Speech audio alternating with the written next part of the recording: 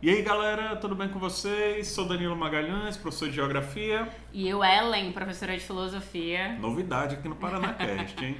Vamos começar o nosso 6º episódio e hoje a gente vai falar de 5 personalidades que você deve conhecer para a sua vida, mas também para passar nos vestibulares, para os Enems, para os UESs, para os vestibulares espalhados aí pelo Brasil, tá certo?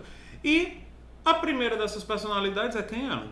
Nego Bispo. Nego Bispo é uma liderança quilombola, piauiense, né? Que é do quilombo ali, do Saco do Curtume. É isso aí. Infelizmente falecido, né? Faleceu ali em dezembro de 2023, então tem grandes chances aí de cair nos vestibulares, porque o Enem ele é elaborado ali no finalzinho do ano anterior, até junho, julho, então tem grandes chances aí de ser uma personalidade a cair no Enem. Com certeza, ele foi muito comentado, né, nesses últimos meses. E por que o Nego Bispo ele foi tão comentado, Ellen? O Nego Bispo tem algo para nos dizer, assim, que talvez não está muito na sacada do povo branco, né? Que é isso que ele diz. O povo branco não sabe sobre a realidade do quilombo. Que, na verdade, o quilombo que tem muito a ensinar ao povo branco, né? Nós que vivemos na cidade. Isso porque aí Nego Bispo trabalha em cima da concepção da ancestralidade, dos ensinamentos ancestrais. Aí ele trabalha muito pela ideia da oralização, né? Oralidade. Oralidade. Ele se definia como um tradutor do pensamento quilombola para aquilo que não faz parte dessa ideia dos quilombos, né? E nem da ancestralidade afro, né? E ao mesmo tempo, como ele era uma pessoa letrada, teve que estudar e ele falava disso, né? Ele também se entendia como um tradutor do pensamento eurocêntrico, digamos assim, para a comunidade ou as comunidades com as quais ele se relacionava, né? Então ele tinha uns conceitos aí, né? Sim, conceitos aí. Ele trabalha muito com as palavras, ele gosta desse jogo de linguagens, né? Ele diz que fazer esse jogo de linguagens é lutar com as mesmas armadilhas do colonizador, né? O colonizador vem sempre para trazer novos termos, então ele vai lá e também, tem termos também aqui para apresentar para vocês, né?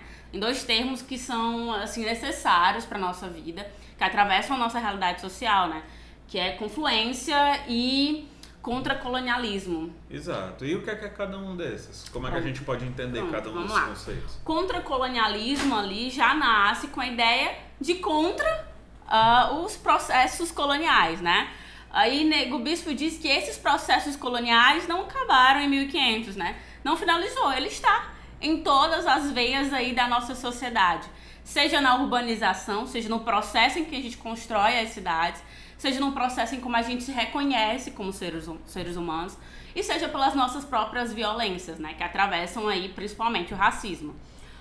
E aí ele vai trabalhar essa ideia contra esse sistema colonial, por isso o contracolonialismo.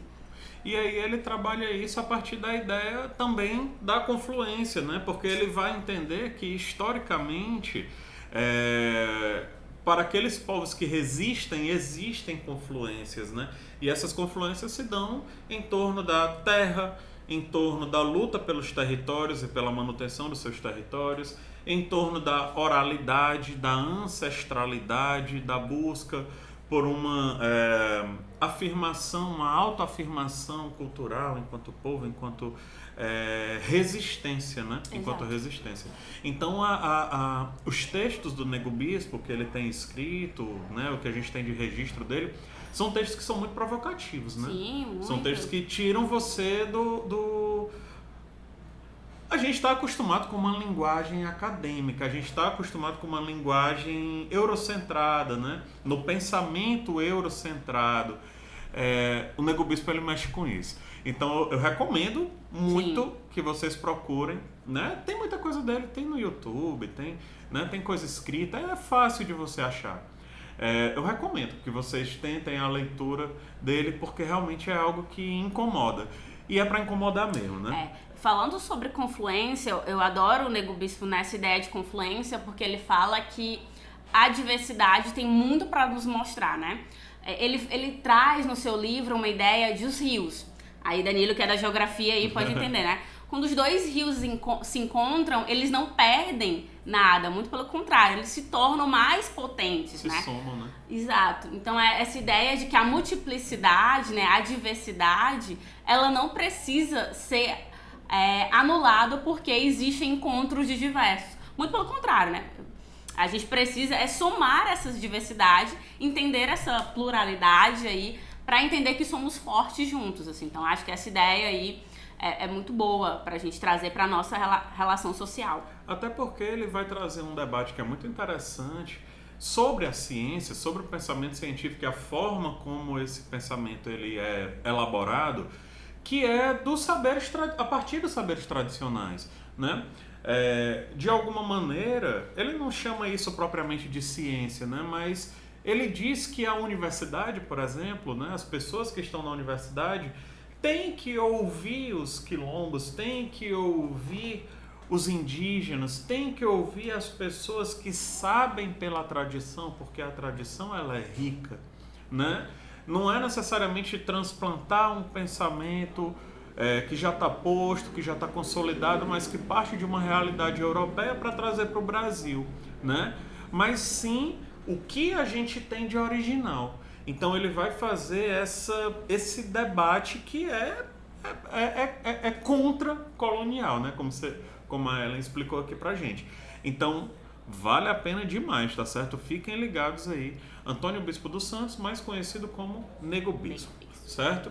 É isso. É isso? Podemos falar de outros? Bora lá. Quem é agora?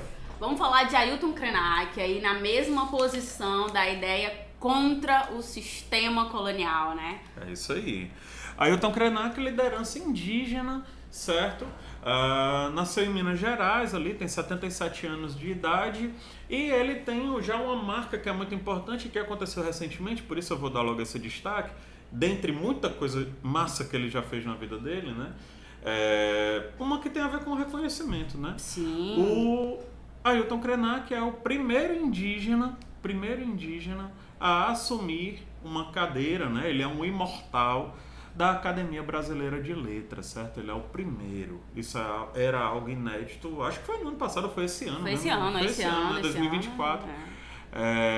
Então, assim, e o Krenak, ele vai fazer uma escrita. O Krenak é filósofo, o Krenak, né, enfim, poeta, escritor.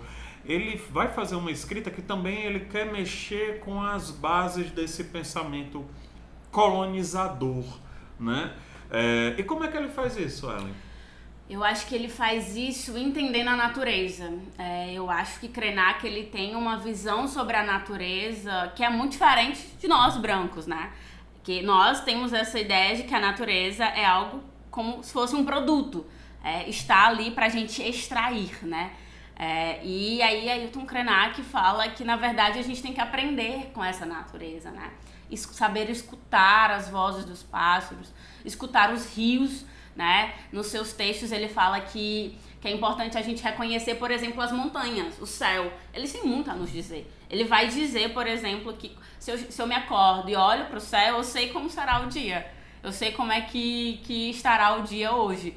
E aí, nas comunidades indígenas, eles têm muito essa relação com a natureza, né? Porque se entende que a natureza, na verdade, é a vida do ser humano, né? Sem a natureza a gente não existe. E antes de estarmos aqui, a natureza já estava. Então ele fala que a gente precisa tomar como se fosse uma licença, né? Pedir licença à natureza para fazer uso dela, né? E aí ele trabalha isso de uma forma muito, muito amigável com a natureza, né? Saindo dessa lógica também colonial de extrair a natureza, né? De quase que pegar a natureza como produto. Sim. Até porque, galera, só fazer um parênteses aqui que é algo importante para que esse pensamento, por exemplo, do Krenak, o próprio pensamento do Nego Bispo ele falava, né, que a gente não é dono da terra, a gente pertence à terra, né? É uma forma diferente de pensar.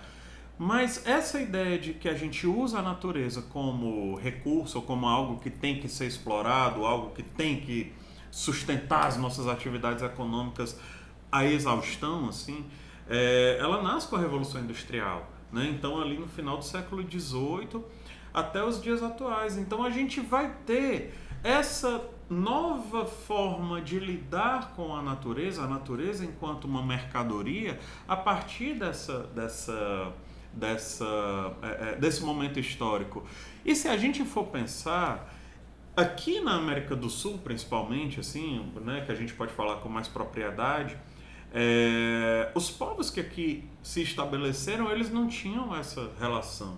Eles não tinham essa relação de entender a natureza como algo coisificado, né? Algo que a gente pode usar, algo que a gente pode, né, enfim, descartar, inclusive. E, sobretudo, da qual a gente não faz parte, né? O Krenak, e não só ele, mas várias lideranças indígenas, aqui é porque a gente está falando dele especificamente, né? Mas ele vai trazer esse debate, e ele vai trazer esse debate em vários livros, né? Alguns que ficaram mais conhecidos, né? Tipo Ideias para Adiar o Fim do Mundo, né? O Amanhã Não Está à Venda. O Ideias é de 2019, né? Tem o Amanhã Não Está à Venda e tem esse daqui, não sei se assim de longe dá para ver, mas tem esse daqui, A Vida Não É Útil, né? Que é também de 2020, todos esses livros publicados pela Companhia das Letras, né? Eu acho uma coisa importante aí entre o Nego Bispo e o Ailton Krenak, e aí pensando a ideia da natureza, é a ideia da circularidade. A gente pensa muito no fim das coisas, né? O ser humano tem muita ideia de pensar no fim das coisas. E aí os dois, aí, os povos indígenas, os povos quilombolas, começam a falar que a circularidade, ela tem um começo, meio e começo. Não existe a ideia de fim, né? A ideia aí que tudo que finaliza com o propósito de começar outras coisas. Então aí se a gente pensa a relação muito do fim das coisas, do fim do mundo, sim, a gente precisa também pensar o começo. E o Krenak, ele é conhecido também por alguns fatos, né, algumas coisas interessantes da própria história dele, né, além dessa luta indígena nas próprias comunidades e na organização, por exemplo, da associação, como é o nome? Da Aliança dos Povos da Floresta, por exemplo, que aconteceu em 89. Mas em 88 tem algo que é muito famoso, né, que é histórico lá do Krenak, que foi na Assembleia Nacional Constituinte. O Krenak foi lá, pós-ditadura militar, e ele pinta o rosto, né, com tinta de genipapo, que é uma ideia de luto, né, para algumas comunidades indígenas. Era uma forma de protesto contra aquilo que ele considerava retrocessos na luta dos povos indígenas, né? Essa cena é famosíssima, muito provável que vocês aí já tenham visto, né? E genipapo é a mesma tinta que eles fazem as tatuagens. Então vocês imaginam aí o simbolismo que ele faz quando ele mancha, né, a cara naquele povo branco com um genipapo, mostrando que aquelas marcas ali perduram constantemente. Total. Krenak é fantástico, assim como o Nego Bispo. Procurem. A gente falou de uma liderança quilombola, a gente falou agora de uma liderança indígena, e agora a gente vai falar de 3 mulheres negras fantásticas, certo? Maravilhosas. Começando por... Djamila Ribeiro. Djamila Ribeiro é uma filósofa, trabalha aí com seus conceitos dentro do Feminismo Plurais, que é uma coletânea que ela mesma criou, né? Ela chegou lá e o Peibuff fez. É uma coletânea que tem vários outros filósofos aí trabalhando também, e que, só para deixar aqui de recomendação, a galerinha aí que gosta de estudar questões trans, né? A gente tem muitos alunos aí que gostam de trabalhar com isso. Dentro dessa coletânea tem um livrinho que se chama Transfeminismo, da Letícia Nascimento, que também recomendo muito. Pode ser que a gente traga aí Letícia nas próximas discussões. Pode fazer a parte 2 desse vídeo, né? Tem muita gente para se conhecer. Sim. Mas a Djamila, ela tem... Aliás, Djamila, né? A pronúncia correta é essa. A Djamila, ela tem um conceito que ficou muito famoso, né? Que é o conceito do lugar de fala, né? Que ela vai trabalhar. Explica pra gente. Todo mundo fala sobre o lugar de fala, né? Explica pra gente. Lá no Twitter, no Instagram, a gente tá sempre comentando, mas você não tem lugar de fala. Pra que você tá comentando isso se você não tem lugar de fala? Mas o que é lugar de fala? A gente pode ficar discussando constantemente sobre o lugar de fala? Não, a gente precisa primeiro entender o que é o lugar de fala, né? Antes de ficar aí comentando no Twitter, no Instagram, lugar de fala. O lugar de fala, ele mostra que existem vivências, que existem realidades que são atravessadas pelo corpo social, por nós, né? Nós somos atravessados sobre diversas realidades. Sejam essas questões de gênero, sejam essa a nossa própria condição social, né? Onde a gente mora, seja, por exemplo, a nossa questão racial também. Então existem aí atravessamentos da realidade social que partem para um ser humano. Então esses atravessamentos faz com que você compreenda vivendo aquilo realmente. Então, por exemplo, cheguei lá na favela do Bom Jardim. Eu tenho uma vivência sobre o que é morar no Bom Jardim. Eu sei qual é o horário que eu tenho que sair, qual é o horário que eu tenho que voltar. Eu sei quais são os becos que eu tenho que entrar e os becos que eu não posso entrar. Mas quem não mora no Bom Jardim tem esse lugar de vivência como é o próprio Bom Jardim? Não tem, né? Então aí esse lugar de fala vai mostrar que quem convive, né, quem tem essa relação de vivência, tem um lugar, uma posição para ter condições de falar melhor sobre aquele lugar. Seja aí questões de gênero, seja questões de classe, sejam questões aí das questões raciais, enfim, desses atravessamentos. Que não quer dizer necessariamente que outras pessoas não possam discutir, que não possam participar dos debates. Não quer dizer que uma pessoa branca, por exemplo, não possa falar sobre a questão étnico-racial no Brasil. Não é isso. Sim. Mas é óbvio que uma pessoa que enfrenta cotidianamente situações derivadas do racismo brasileiro, estrutural, como o Silvio Almeida bem definiu lá no livro dele, que inclusive é da coleção Feminismos Plurais, né? Entende muito melhor. Tem aquele ditado, né? Entende melhor a dor quem sente a dor, né? Então, essas pessoas precisam de voz, essas pessoas, sobretudo, precisam ser ouvidas e respeitadas, porque têm propriedade para falar sobre, né? Mas que esse debate ele precisa ser ampliado, né? Não dá para ficar a gente falando sobre a periferia somente para quem é da periferia. A gente tem que discutir e debater isso para todos. Então, por isso que Mas quem é que vai ocupar esse espaço de debate? Né? Vamos deixar para quem tem a realidade social. É isso aí. Tô destravando. Mas eu acho que a gente também pode aí pensar, né, outros pensadores, né, a partir dessa realidade social. E são esses pensadores que estão vivendo as questões do racismo, que estão vivendo as questões da periferia, da pobreza, da fome. Quem são? Pois é, eu vou pedir licença aqui para fazer uma leitura de um texto da próxima pessoa de quem a gente vai falar, certo? O texto é um poema e chama Vozes Mulheres. A voz de minha bisavó ecoou criança nos porões do navio. Ecoou lamentos de uma infância perdida. A voz de minha avó ecoou obediência aos brancos donos de tudo. A voz de minha mãe ecoou baixinho revolta no fundo das cozinhas alheias, debaixo das trouxas, roupagens sujas dos brancos, pelo caminho empoeirado rumo à favela. A minha voz ainda ecoa versos perplexos e com rimas de sangue e fome. A voz de minha filha recolhe todas as nossas vozes, recolhe em si as vozes mudas, caladas, engasgadas nas gargantas. A voz de minha filha recolhe em si a fala e o ato, o ontem, o hoje, o agora. Na voz de minha filha se fará ouvir a ressonância, o eco da vida-liberdade. Conceição Evaristo, senhoras e senhores. A gente chega a se arrepia, né? Conceição Evaristo, professora mineira, linguista, escritora brasileira, né? Traduzida aí para vários idiomas, né? Poxa, vai trazer, né? Olha o conceito anterior que a gente falou, olha a potência desse texto, né? De quem vive determinadas situações e que consegue, portanto, transmiti-las com a determinada propriedade, né? Com a devida propriedade, melhor dizendo, né? E ela diz que isso aí é o quê?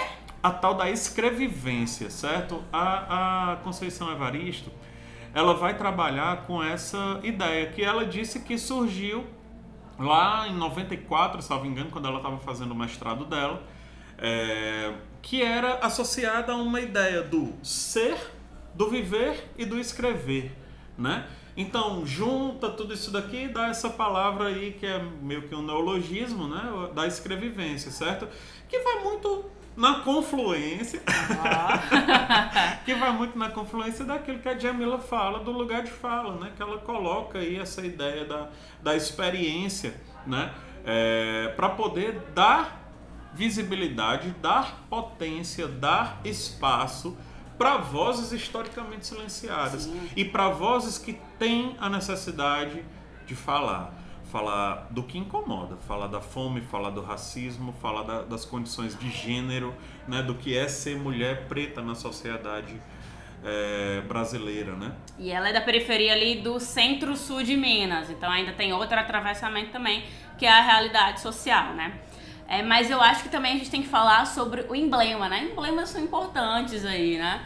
Ela é a primeira mulher negra a ocupar a Academia Mineira de Letras. Então acho que a gente precisa discutir aí porque em 2024 a gente está colocando uma mulher negra, né? Nessa academia, né? Nesse lugar aí de poder. Por que será que em 2024 agora que a gente está fazendo isso, né? Existe eu diria, né, um reconhecimento tardio, né, para certas pessoas, e a gente sabe que isso é atravessado pelo racismo estrutural brasileiro, né, por essa experiência social que constituiu o que nós somos enquanto povo até hoje, certo, galera? Até hoje, assim. Quando a gente fala de racismo, a gente não está falando lá atrás só da escravização de pessoas, a gente não está falando disso não, a gente está falando de hoje também, né? Então é um assunto incômodo, mas que tem que ser considerado e que tem que ser pensado e que tem que ser debatido seriamente, né? E dando ouvidos, sobretudo, às pessoas que têm mais propriedade para falar sobre, né? Inclusive, não, depois eu falo. Deixar para outro. Tem mais uma, né? E essa é a quinta pessoa que nós achamos que vocês deveriam conhecer, né? Que é nada mais, nada menos que Carolina Maria de Jesus, né? Quem foi, né? Melhor dizendo, Carolina Maria de Jesus. Poeta, assim, né? Carolina Maria de Jesus sempre cai constantemente aí no Enem, já caiu, né? Pode cair tanto nas provas aí de linguagens como nas provas de humana. Por quê? Porque Carolina Maria de Jesus vai analisar aí criticamente a condição social do Brasil. Através de quê? Através da fome, através daqueles que estão à margem, né, aí de uma situação em que o Brasil passa.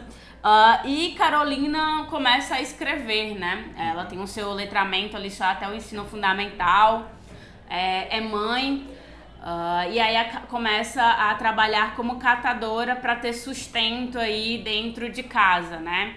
Vai para São Paulo porque tenta condições melhores de trabalho, não consegue e trabalha como catadora. Mas Carolina tem algo aí para nos dizer que é sobre uma realidade brasileira que não mudou, né? É uma realidade em que existem povos passando fome, existem pessoas aí que não estão alfabetizadas, né? E sobre a nossa própria escrita, né?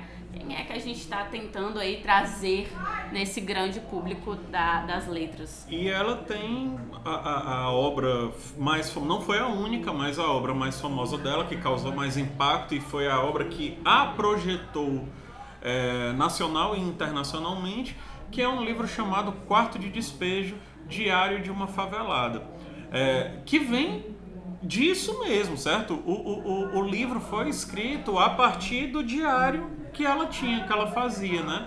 E é um livro ali da década de 50, né? Foi traduzido para 14 idiomas. 14 idiomas, inclusive a versão francesa do livro foi premiada, né? Lá fora. Então, assim, é uma fala que tem muita força, que tem muito impacto, que tem muita validade até os dias de hoje, tanto que ela ainda está aí, vez ou outra, caindo nos vestibulares e tudo mais, né? Com essa escrita que vai mexer com pontos sensíveis da nossa sociedade, né? E aí vocês devem estar se perguntando, Ellen, mas ela não era catadora de lixo, não vivia aí numa casa aí, né, de papelão, enfim, como é que ela escreveu um livro, né? Gente, Carolina Maria de Jesus ficava catando papéis dos próprios lixões que ela ia, né? Então ela catava esses papéis para escrever. Vejamos, tem algo aí que está nos dizendo sobre a paixão por escrever, né? A vontade de escrever, de expor para o mundo e para as outras pessoas a sua realidade social. Que nem era um livro no começo, na verdade isso vira um livro porque um jornalista eventualmente encontra com ela, vê os escritos e entende que aquilo ali é um texto que precisa ser publicado, ela concorda, enfim, e inclusive gera-se muito debate por causa da condição social dela, né? Teve gente que disse, não foi ela que escreveu, não sei o quê, parará, esse texto na verdade é do jornalista, e né, ela é um embuste e tudo mais, enfim, teve muito problema ali pela década de 70, mais ou menos, né? Associado a esse livro, né? O Quarto de Despejo, mas que hoje virou uma espécie de clássico da literatura brasileira, eu acho que já pode ser tratado dessa maneira. Mais alguma coisa sobre ela? Acho que é isso, né? É isso. Sabe o que eu ia falar naquela hora, mas que eu acho que a gente faz mais sentido falar agora? Vamos dar um bônus aqui, certo? A gente falou de 5 personalidades, mas vamos dizer aí pelo menos mais uma ou duas que as pessoas deveriam conhecer. Ou sei lá, pode ser um livro, uma coisa, alguma indicação, o que é que tu acha? Eu já falei sobre transfeminismos, né, aí da Letícia Nascimento. Acho que é uma obra muito rica para pensar o feminismo a partir de uma realidade trans, que é uma realidade diferente, né, de outros feminismos aí. E tu? Eu vou pra música. Eu vou, né? Por que será? Eu vou pra música e, assim, não vai ser exatamente uma novidade porque, enfim, todo mundo, se não conhece, deveria conhecer. Mas ouçam Racionais MCs, minha gente, se vocês querem entender um pouquinho melhor da realidade brasileira, certo? Sobretudo das periferias das grandes cidades do Brasil, né? E, enfim, Mano Brown, Ed Rock, S Blue, KLJ, escutem, certo? E é isso, né? É isso. Então, a gente se vê no episódio 7. A Ellen vai se fazer presente aqui com mais frequência, tá certo? Se acostume com esta braba, tá? E até a próxima, galera. Valeu! Até!